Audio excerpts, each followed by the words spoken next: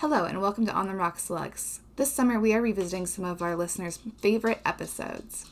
Today we're diving back into the world of deep sea mining with the Metals Company. But before we replay our conversation with CEO Gerard Barron from September 2022, we have a special update for you. Recently, our host Emily King participated in a webinar with TMC's CFO Craig Shesky, hosted by Force Family Office.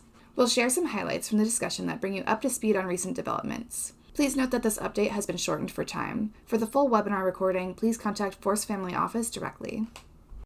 Welcome again to the Metals Company and Prospector Portal Fireside Chat, hosted by none other than Harvey Briggs, our Chief Communications Officer here at Force Family Office.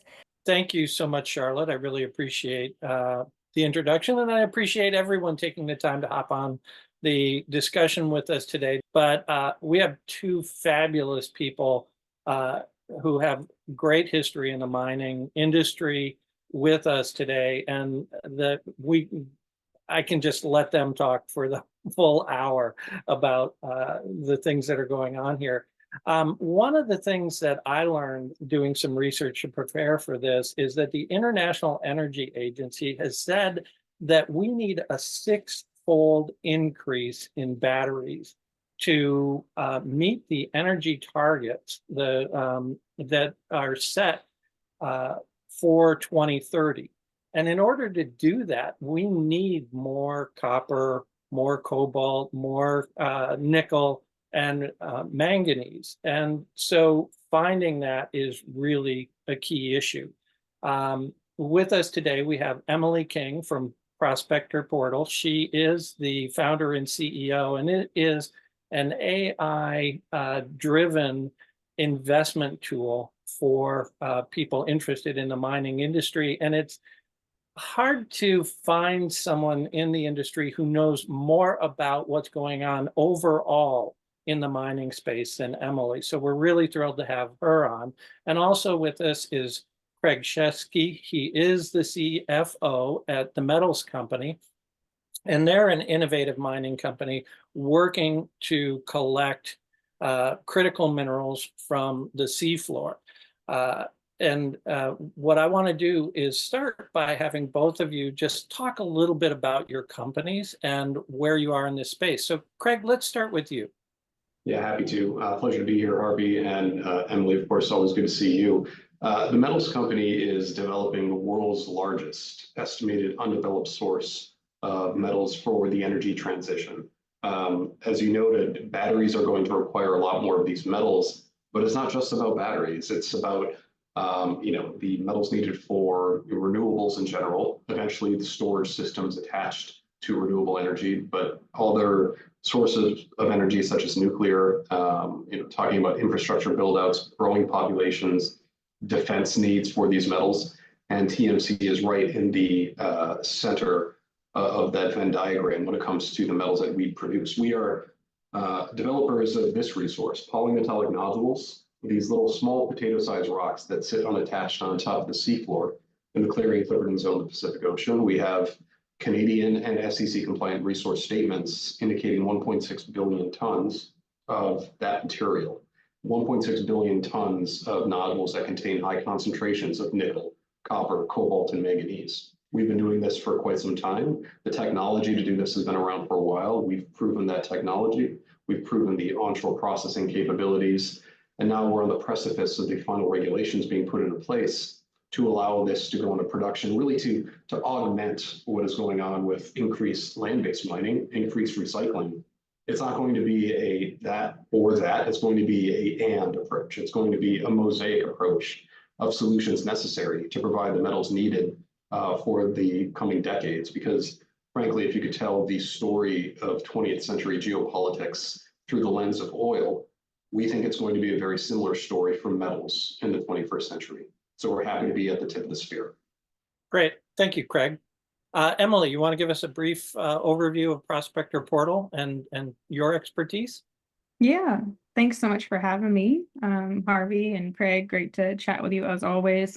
Yeah, Prospector was started back in 2020 because I was sick of having to go on a really antiquated website called CDAR to find the technical reports that Craig is referencing.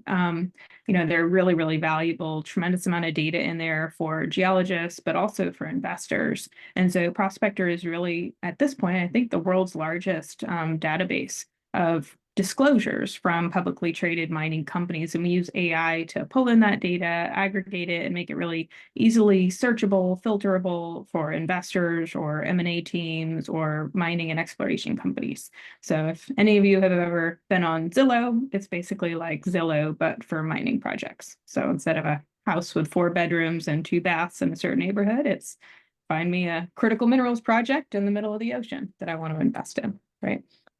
So we're really excited in general about the growth that we see in the industry. Those numbers that you mentioned, Harvey, are just astronomical. Like, how are we going to meet the needs of the future of the world, essentially? And certainly batteries and electrification of different parts of, transportation and stuff is important, but also just the general greater electrification of the world. Right? Like the developing countries are electrifying, they're building infrastructure, like everybody wants all of this cool, new, amazing, low carbon tech, right? Around the world. It's not just kind of what we think of as the US, Canada, Europe, right?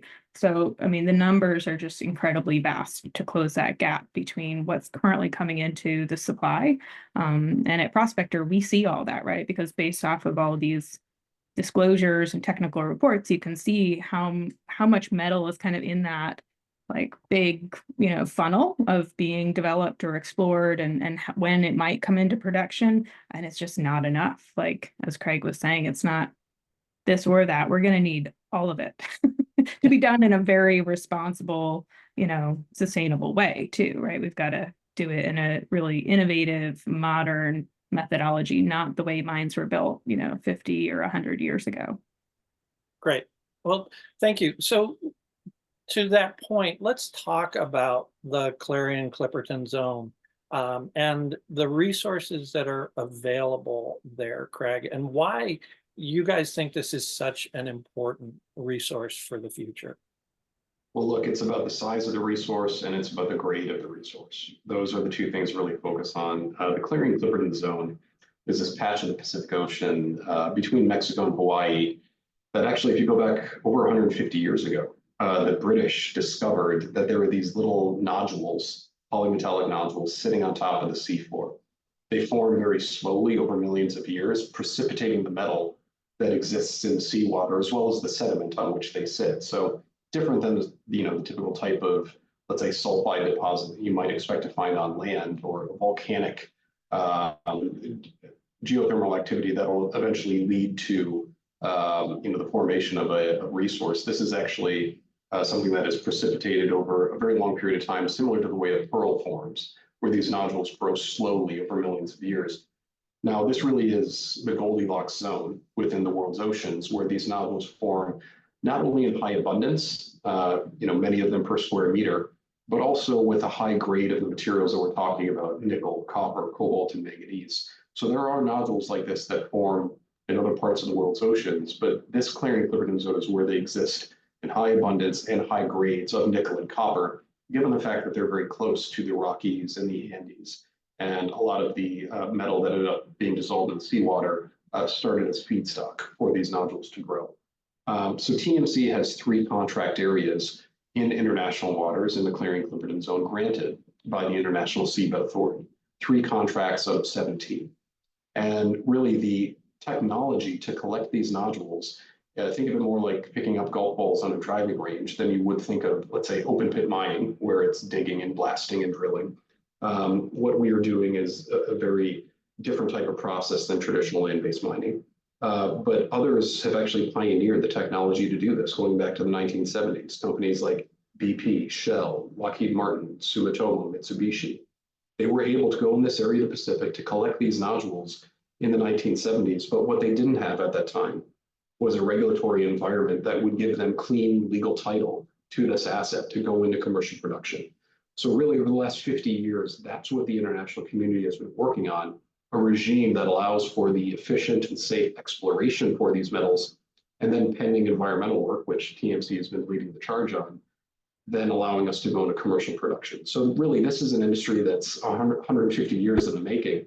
And this isn't something where, because we have these needs for the clean transition, everyone decides, hey, let's just go look to the ocean. This is a natural progression where this technology and regulatory environment has been building over the course of decades. And now we're at the final stages, which would allow us to go into production on TMC's timeline less than 2 years from today. Great. Emily, talk about how this resource compares to other areas around the world, land-based or otherwise, for these minerals that Craig's talking about. Yeah, I think without getting into too much detail, because I don't, I'm not an analyst. I can't, of course, promote one investment or a company over another, but it's certainly very significant. The size and grade that Craig referenced, are really important. And the reason grade is so important in any type of deposit, whether it's on land or a deep sea project, or frankly, like in space, anywhere else, is because the higher the grade, the less disruption you have to have in order to get the metal that you need, right? So it's a really important thing to consider when you're evaluating risk, but also like environmental impact. If you can get the same, if you can get 1 kilogram of whatever it is that you're looking for in one nodule, as opposed to having to move tons and tons of earth, right? That's a really good way to evaluate environmental impact in some situations. So the higher grade the deposit, the less impact you have to have on the planet in order to get the same amount of metal to do what you want to do, right? So that's why the grade is so important, and certainly the size speaks to the potential value of the project, profitability, the ability to build something at scale, right? Because you might have something really high grade, but if you only have a little bit of it, it doesn't make sense to invest a ton of money to get it out, right? So that's why the grade and the size are so important. I think when you look at land-based versus deep sea, again, it really comes down to the regulatory environment, as Craig referenced, as well as environmental impact and the ability to mitigate risk. And a lot of the other places where these minerals come from, there is significant environmental degradation going on, right? So for folks who care about environmental impact, you certainly have to do your research and look at all the issues around deep sea mining, just like you would, regular terrestrial mining or ground-based mining. But that's the other really important thing that I would look at. It would be a significant resource when it goes into production. It's a higher grade material than traditional land-based projects. That's actually one of the questions I see in the chat, but it is a larger resource. So we have 1.6 billion tons of these polymetallic nodules. Now, for our first production area, what we call NORI Area D, most of that has been moved from inferred to indicated, and then some of it to measured. So it's important on land too to say, it's not just how big do you think your resource is, but what level of certainty do you have? How much sampling have you done? One of the great things about this resource is it's sitting on top of the sea floor. It is not buried, so you can actually see it. It's effectively a two-dimensional resource spread over a very large area. So when you actually look at it through high-res imagery or bathymetric survey data using AUVs, ROVs, it kind of looks like a big QR code. It's dark where the nodules are, it's light where the nodules are not. And that's how you get a good sense of where it is and how big and abundant it is. And importantly, each nodule within a particular area effectively has the same mix of metals, given the way that they form, precipitating the metals from the seawater. And you'll just see not only is it more than double the next largest nickel project in terms of Western, mainly public producers or pre-production companies, but the grade of material is naturally higher. So 3.2% nickel equivalent is the grade. That's when you're effectively rolling together the nickel, the copper, the cobalt, and manganese into a level playing field to determine, relative to other projects that may only have nickel or may have nickel and cobalt, all of the metal together expressed in nickel terms, how much of it do you have? So it is a higher grade. It's the type of resource that, had this been on land, would have been developed hundreds of years ago, very likely. So that is one of the keys about this resource. It's not anything special that TMC is doing in terms of technology, although we and our partner Allseas are pioneering on that front. It's really the nature of the resource itself. We happen to have access to a very large and very high grade resource. And that's why we feel we can be very economic, and producing 4 metals in one resource means you're not reliant on any one particular metal that may go up or down depending on the whims of a particular commodity market. So we feel we're in a very good, I guess, hedged position having 4 metals in one resource. So as Emily noted, you have to compare environmental impacts, you have to compare, economic potential. But our view would be there's not really a free lunch here. There will be an impact on, any resource that is, being collected, whether it's on land or the seafloor. And recycling is going to be very important. But the International Energy Agency, you mentioned them earlier, Harvey, they also note that by the time you get to 2040, maybe only 10% of primary demand for nickel or copper could be satisfied through recycling. So there will need to be new primary sources of these materials. And oftentimes people say, well, we know mining on land, it's the devil we know. Why would we go to the sea? Well, this is a math equation. We need X amount of metal for decarbonization, but also for infrastructure build out, growing population. You can't just say it's black and white. Let's go here, but not there. If you're saying no to one thing, you're implicitly saying yes to another. So that's why we feel it's important to actually stack up the host of impacts between seafloor resources and land. And we feel on that basis, we make a very good case for why this should go forward. Yeah, let's talk about that impact specifically, because I know it's a big question for people, that they hear the term deep sea mining and they think about significant disruption of the ocean floor, whether it's drilling or blasting or other things that they think of when they think of mining. And this is not that, correct? That's right. Look, it has its own particular set of potential impacts that we are considering.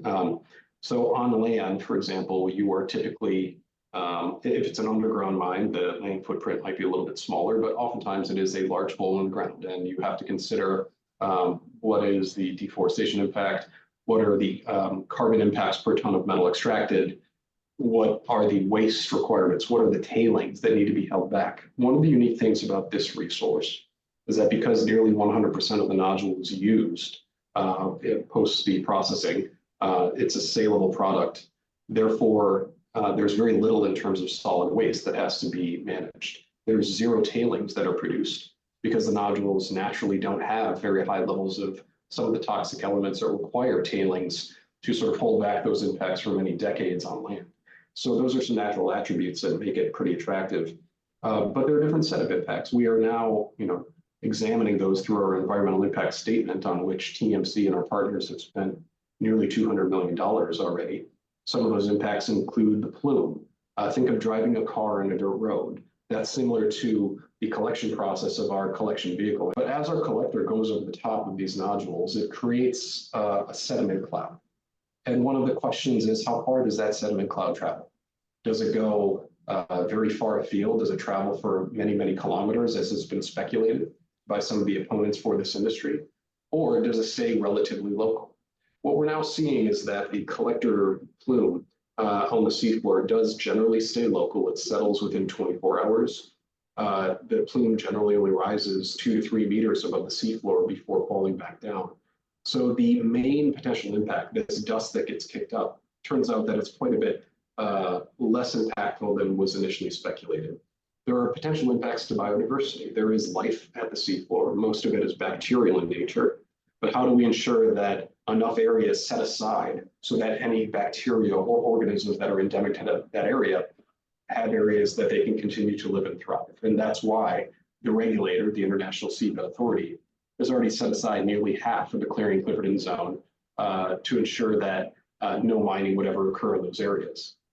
Emily, let's talk about the timing aspect of it, because, whether it's harvesting these nodules from the floor or mining these minerals on land, if the resources aren't identified from a land-based standpoint, how long does it take to open a mine that could deliver, even if it were available, could deliver this amount of resource?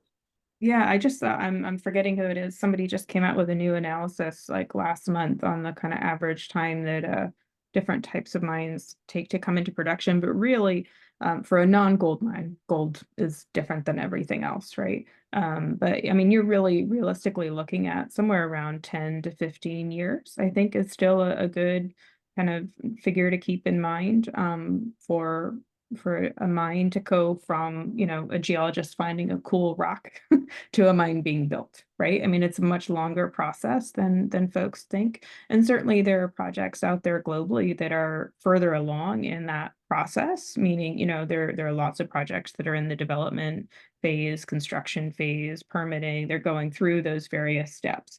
But again, the world is going to need a lot more discoveries, right? The world needs a lot more geologists out there finding cool rocks and then working with teams to do the exploration, financing, construction, and development in order to turn those cool rocks into mines in order to meet what we need. So you're really looking at a considerable amount of money that needs to come into the ecosystem, a lot more discoveries that need to be made in order to meet that demand. So we really do need every high quality and efficient project that's in the pipeline to get built. Yeah, that's interesting because there are huge geopolitical implications here. I mean, the Defense Department has essentially said this is a huge national defense issue, not having ability to source these minerals domestically, correct? And I think recently Congress issued a statement on the need to look for alternative resources. Is that correct? That's right. And, there was a House bill, the Responsible Use of Seafloor Resources Act, focusing on providing financial and diplomatic support for this new industry. The House version of the National Defense Authorization Act just passed, and that includes a $2 million allocation for studying the feasibility of bringing nodule-derived feedstock to the United States for further refining. But again, overall, drop in the bucket compared to a lot of the focus that China has had, not just on seafloor resources, but on land-based as well. So we do anticipate there will be a increasing cadence of actions within the United States, potentially with dollars attached to it. But Emily can opine on this as well. I think there's always appetite to go downstream. Let's build out the gigafactories. Let's build out the refining capability. And then when it comes to what is the feedstock going to be, what is the underlying growth in the actual mining? Well, let's outsource that to allied parties or perhaps jurisdictions where people aren't necessarily paying attention to sustainability or human rights requirements. That is attractive politically, but I don't think it's necessarily a great solution in the long term. And, I think Western countries are going to have to wake up to the fact that new sources of metal supply aren't something that can be forever outsourced to other poorer jurisdictions. Frankly, China has already established quite a lead when it comes to some of these metals, and a lot of people are going to have to look in the mirror and consider what is necessary to meet the requirements being dictated by certain government policies. Emily, do you want to build on that a little bit? It sounds like, I can tell, I can looks get like on you that. have something to say there. Yeah, no, I mean, my personal background in the industry has really been kind of forged in developing in conflict or post-conflict countries, right? I ran an exploration program in Afghanistan for the US Pentagon for several years. I've worked in Libya, Algeria, Tunisia, Mexico, various countries in Central Asia. And so I'm really attuned to the fact that we in what people call, the developed West, right? We want all these gadgets. We want low carbon economies. We want to be able to reduce our environmental footprint. And yet, to Craig's point earlier, many times we don't want those mines built in our backyard, right? We just want what I call the magical lithium fairy to just show up somehow and drop lithium and cobalt and copper, somewhere for us to have all the stuff that we want. And that's really not how it works. And so oftentimes what does happen is the development of resources gets pushed to countries that have a lower level of internal capacity to kind of monitor and enforce really strong environmental and labor and social economic standards. That's just the reality. And it creates a lot of conflict. It creates a lot of environmental issues that if we're thinking about ourselves as a global population and looking at environmental impact globally, then we really need to keep that in mind. And certainly the geopolitical issues that Craig referenced are super important, I think, the role that China and Russia are increasingly playing in the development of resources in a lot of these countries is not, in my opinion, a positive for the world. It is not moving the needle towards the side of, peace and prosperity for the global population and also environmentally, right? It's not a plus on that side. So I think the best thing that we can do as an industry is encourage innovation and participation in these projects going on around the world to basically, I love the phrase, we've got to get in the arena. You don't win these battles, you don't win these challenges if you're not even on the playing field. And there is a battle going on for the world's resources. And to Craig's point, I think we've got to be evaluating and looking at all the options on the table, and we've got to be strategic. Wow, what a fabulous discussion. Thank you, guys. Now, let's journey back to September 2022 for our original conversation with the Metals Company's CEO, Gerard Barron. As you listen, please keep in mind that this episode was recorded over a year and a half ago. The deep-sea mining industry has seen significant developments since then. We encourage our listeners to conduct their own research on recent updates and advancements before making any investment decisions. Please note that this replay has also been shortened for time. You can find the full original episode on Spotify or your favorite podcast platform. And now, here's our classic episode on deep-sea mining with the Metals Company.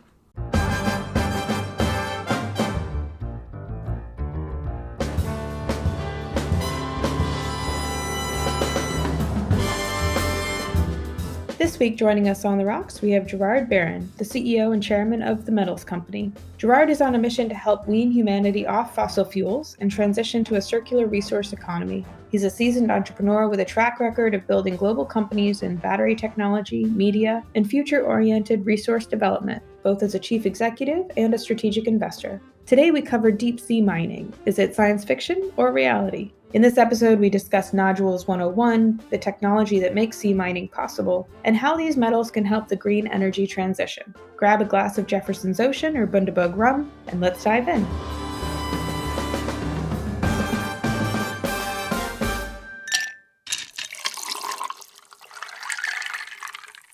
Well, Gerard, thanks so much for joining us here on the rocks. I think you've got a cocktail over on that side. What are you drinking today?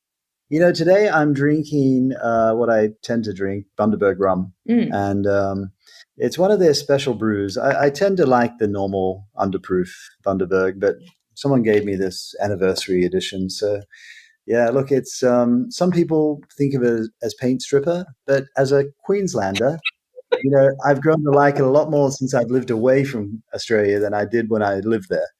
And so that's what I'm drinking today. I would drink it with Coke normally. That's how bad it is. You've got to put Coke with it. But because this is a special edition, I'm just got some in the glass neat. So awesome, very cool. Well, I am honor of having you on as a guest and talking a little bit about the Metals Company. I'm drinking Jefferson's Ocean, which is a straight bourbon, small batch whiskey that is aged at sea. And the bourbon that's in this bottle specifically came from their Voyage 19. And it's a really cool little thing that they do. They tell you exactly where the boat went while the bourbon was on board. So it's pretty neat. I was trying to see if at any point this boat would have gone close by your project in the Clipperton Zone, and it did cross the Pacific multiple times, but their map isn't accurate enough for me to see if it went too close. But yeah, wow, that's marketing to a whole new level, isn't it? Oh my goodness! Right? Yeah, they get really specific. They have the ship's log for all of the voyages, and it is pretty neat. And they talk about how the weather of where the ship's gone through affects, I don't know if that's true or not, or if, like you said, if it's the marketing, but I'm impressed by it. I think it's a neat gimmick at a minimum.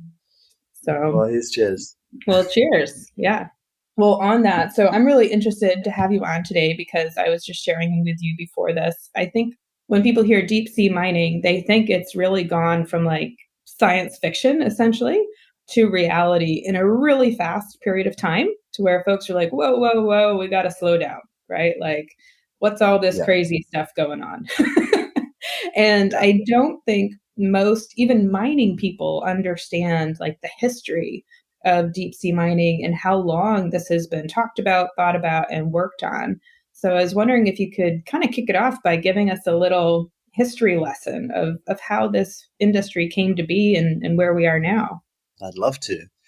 Well, it's 150-year anniversary this year, actually, when HMS Challenger went sailing around the world, and it was a converted gunship which they turned into a science exploration vessel, funded by the Royal Society here in London. And they had no idea how deep the ocean was, right? They didn't know if it was 5 miles deep or 100 miles deep. And so they loaded it with dozens and dozens of miles of rope. And thankfully, the steam piston had been developed. And so they were able to drag this basket behind the HMS Challenger and traverse the oceans of the world for 4 years and haul it up and record what they had.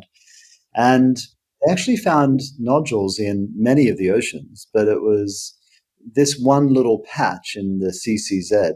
I say little, it's over 4 million square kilometers in size, where they realized the abundance of these nodules, which I have in my hand, was so high. Also, the grade of them was so high as well, because this one is full of nickel, copper, cobalt, and manganese, whereas the nodules in some of the other oceans are uneconomic. They're not worth picking up. Fast forward then to the late 1960s, early 1970s, and the industry almost got started. It actually got a helping hand from the CIA that you know about. Yeah, this is one of my favorites. Oh my goodness, you couldn't make this up, could you? There was a sunken Russian submarine, and the Americans had a listening device in the Pacific, and so they had a fair idea where it was, but the Russians had no idea. And of course, the Americans wanted to get hold of it to see how advanced the Russians were with regards to their nuclear program, because it was a nuclear-powered sub. And they hired Howard Hughes to be the front man, and that he was going collecting nodules. And so that really allowed them to spend some hundreds of millions of dollars under the guise of polymetallic nodule collecting. But then it started to get all these industrial partners in. So Mitsubishi, BP, Shell, Lockheed Martin, they were all in there. And they built the harvester that, went 4,000 meters below sea level, and put down this riser that weighed 3,000 tons back then, and collected about 1,500 tons of nodules. And Kennecott, now Rio Tinto, built the onshore processing plant. And so it was underway. And then, of course, the world hadn't agreed who owned the oceans. And so Henry Kissinger wrote to all of the ambassadors of the UN and said, hey, we want to develop this patch of the Pacific Ocean. We'd like your authority to do so. And of course, you can just imagine all the ambassadors at the UN getting together to say, hey, Charlie, did you get that letter from Kissinger? It's like, that didn't sound too equitable, did it? So of course they said no, and everything had to go on pause. And then it was finally agreed in 1982 through the document UNCLOS, which was the United Nations Convention of the Law of the Sea, where your boundaries begin and end. And that basically said, as a sovereign, you own everything within 12 miles of your coastline. You have an economic right to everything within 200 miles, but beyond that, it's not yours. In fact, it's deemed the common heritage of humankind. And they set up this body known as the International Seabed Authority to govern the high seas. And they are the organization who have granted us our exploration licenses today. So there's a lot of history. I mean, dating back to 1870s. And you're right. I hear people say, where's this come from? Out of the blue. We haven't done enough science. It's like, we've been doing the science in this area since the 1970s. I mean, NOAA, the U.S. agency, presented their environmental impact study to the Senate in the late 1980s. Wow. And it was a very comprehensive 4-year program. Their conclusions were that they didn't see any risk of environmental damage subject to monitoring the plume. And of course, that's all the work now. So it's an exciting time. Folks that are maybe new to this space may not even know what we're talking about when we see nodules. What are these nodules that you're picking up off the seafloor, and why are they so important? So they are polymetallic nodule. They precipitate the metals that are in the seawater or the sediment upon which they sit. So they're a hydroxide. And it's like a big ion exchange down there, with the manganese really being the binding compound. And so they grow. So this one in my hand is about 4 million years old. And on 2 of our blocks, we've identified about 1.6 billion tons of these. And the advantage with how we identify them is because they're lying on the ocean floor, a little bit like golf balls on a driving range, it means we don't have to drill holes. We can literally take pictures of them. So it means the resource certainty is really high. And one of the things we've accumulated is bathymetric survey data covering about 180,000 square kilometers of seafloor. Yeah, and so that's what they are. And our job is to collect them in the most efficient way. Think of it as a bulk commodity, most effective and lowest impact way. So we can then move them to shore. So it's like think of it as harvesting a paddock of wheat. There's a production vessel that's moving along at 1 or 2 miles an hour. And there are harvester robots that are on the seafloor. And that paddock of wheat, we put the nodules up to the production vessel, and then every now and then we offload them to a transporter. And then that transporter takes them to shore to process them into battery metals. And some of those runs will go like 75 miles, and then you turn around and come back. Wow. So it's like the little vacuum robots that you can get to do your whole house. Exactly. Yeah, and I think it's funny because we, on Prospector, we have like an interactive map, right, where you can see where all of the projects on public companies, where we have tech reports. And we often get like, I think you've got some projects that aren't located correctly because you've got these off in the Pacific. And it's like, no, like those are tech reports for a deep sea project, right? Like you'd be amazed at how many times people think we just made an error in our map locations. Well, like, no, that's legit. That's what it is. Yeah. That's funny. Well, our Nori and our Tommel have been rated number 1 and number 2 largest undeveloped nickel project on the planet. So, while the grade of these nodules is very, very consistent over a very large area, the abundances are not. So actually having a resource report is really important because there are some areas that have an uneconomic distribution of nodules. We measure it as kilograms per square meter. And so on our first block, we'll have 17, 18 kilograms per square meter. But we know that there are some areas of the CCZ that have 3 and 4 kilograms, and so uneconomic. Oh, that's really interesting. So yeah, I mean, and I would assume, like you said, with the bathymetric mapping, you're basically averaging how many nodules you see per square kilometer, and that's how you calculate that? Yeah. And we have a cutoff just under 10 kilograms per square meter. Okay, interesting. And how has the technology evolved? I mean, I'm assuming that's part of what makes these projects economic now is the technology has kind of caught up with the opportunity, both on the demand side, right? We need more of these metals that are in the nodules, but also on the supply side and the ability to, I don't know if extract is the right word. You're right. There's been a lot of technology improvements. And so I think the early prototypes went down and scraped the seafloor, whereas now our machines use an engineering principle known as the Coanda effect. And basically we fire a jet of water to them, and as the collector head moves away, it entraps the nodule and lifts them. And so that minimizes the impact on the seafloor. And we impact about the top 5, maybe 10 centimeters in some places. And then the only processing we do at sea is really to separate the sediment at the seafloor. So we leave that behind, and then we put the nodules into a riser pipe, which goes up to the production vessel ahead. But I think the main improvement is reliability, because if you see what they were doing in the 1970s, that was pioneering stuff. And of course, what's happened since then is offshore oil and gas, pipe lane, trench lane, cable lane has all expanded enormously. And so the operational expertise available to us now makes us almost a technology integrator more so than an innovator. So that's helpful. No, that's a really cool point, that there's a lot that comes from these other industries that sometimes people forget do operate in kind of the deep ocean space, laying technology, like you said.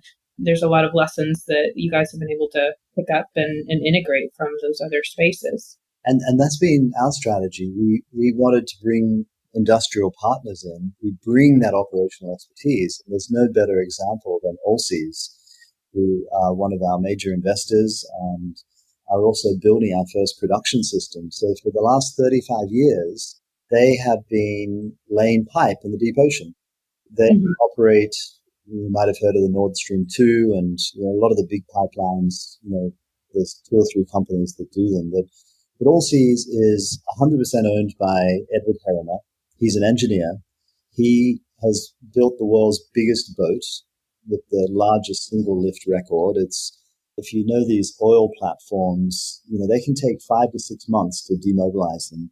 Whereas Edward built this boat that you can saddle up around it, cut the legs off, lift it up, take it back to shore and do all the decommissioning in a very safe environment. He can take that 5 to 6 month at sea process and turn it into 1 or 2 days. And it's an amazing piece of engineering. I was on it recently. So they're engineering driven. They love the idea of solving problems. And when they lay those pipelines, like that boat, I think it's close to 470 meters long, fully extended. And yeah, it's a big old boat. It is laying pipe 365 days, 24 hours a day. I mean, it is a production. They have supply boats coming on, putting new pipe on board, and it's an amazing thing to witness. And so bringing that sort of operational expertise into this project just puts us so far ahead. And so it's exciting. Well, that's really cool. Well, the last question I always ask folks on the podcast, I don't know if you were prepped for this or not, but is, if you could wave your magic wand and change one thing about the mining industry as a whole overnight, what would you change? And we always ask this after you've had a cocktail. So folks are usually more than honest. I would like every project, whether on sea or on land, to be put through the lens of an LCA. And so we could be comparing impacts across a whole agreed set of spectrums, because, what that would tell you is what are the good projects and what are the really bad ones that we shouldn't go anywhere near. Nickel sulfide projects in Canada, great. Nickel laterite projects in Indonesia, bad. Because if we could find a way of getting everyone to tune into that and adhere to better standards, then I think that would be net very valuable for all of the participants, all the good actors. And that would then, drive car makers to want to meet those standards, and that would get consumers to only buy products that have got that stamp on it. So that's what I'd. And what is an LCA? A life cycle analysis.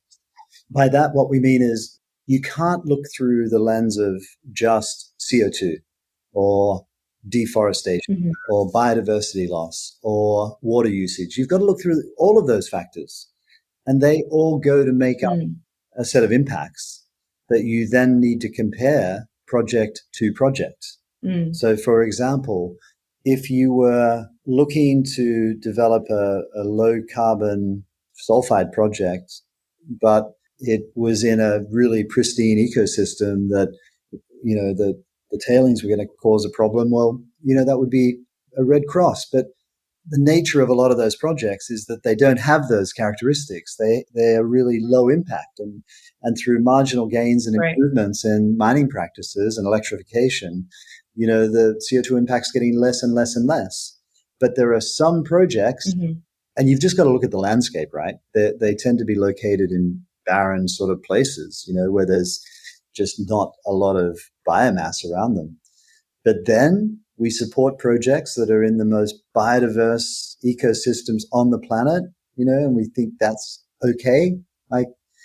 So we've just got to find a better way where we can measure projects against each other.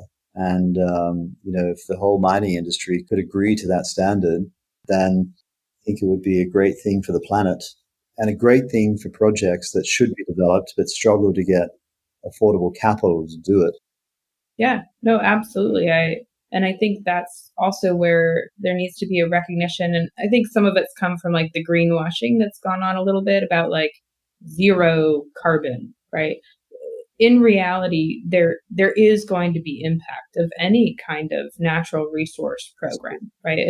It's about managing that risk, Yes, and evaluating the risk, right? And as we would say, risk mitigation, what's the appropriate level of impact for the value of the project and the space that it's in, right? And I think maybe some nuance has gotten lost in some of the marketing, that zero carbon, zero impact is not realistic and is not something that happens in any kind of mining or extraction, right? And I think people don't take us seriously when we say that, right? But starting to really be more focused on what's reasonable and what do we have to be willing to accommodate and manage is probably a more responsible tone. And it requires the ability to compare. Yeah. Yeah. Absolutely. Well, thank you so much, Gerard. It's been great having you on and having a drink, and look forward to following your project and having you back on sometime soon. Yeah, I look forward to that too, Emily. And thanks. I mean, this is the best podcast, right? No, because you get it. Thanks. Thanks. Okay, take care.